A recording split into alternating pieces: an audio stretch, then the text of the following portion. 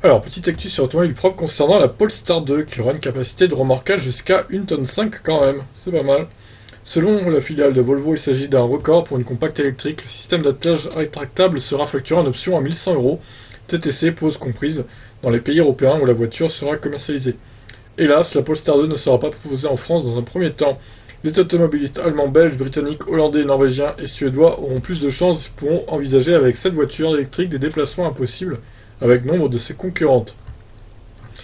Avec une capacité de remorquage de 1,5 tonne, il sera donc possible de tracter une remorque avec deux petites motos, comme illustre le constructeur dans sa communication officielle, où sont mises en avant deux motos électriques de la marque suédoise Cake, mais aussi une caravane compacte ou tout attelage accompagnant le quotidien et les loisirs des utilisateurs de la Polestar 2. Bien sûr, l'autonomie d'environ 500 km s'en ressentira, mais il existe une vraie demande de la part d'un bon nombre d'automobilistes, déjà électromobiliens ou non, pour des voitures électriques dotées de la possibilité de tracter une remorque.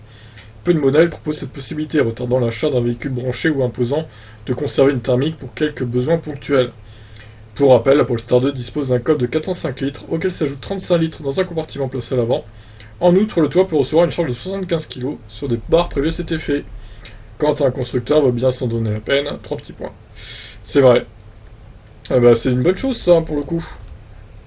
Et c'est même plus supérieur à la Model 3, au niveau capacité de tractage. La Model 3 qui a donc une capacité de remorquage de 910 kg maximum.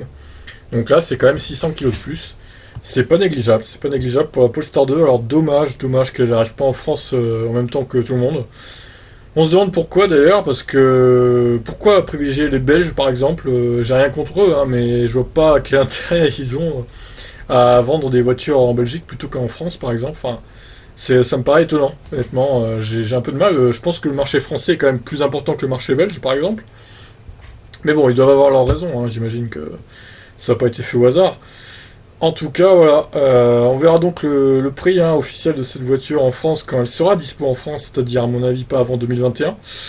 On est à les derniers services, je trouve ça un peu dommage. Mais bon, c'est comme ça, en tout cas, cette Polestar 2 peut être une bonne alternative à la Model 3, je pense. Voilà, on verra bien, écoutez, quand qu'elle sera dispo en France. Je vous laisse réagir sur cette news.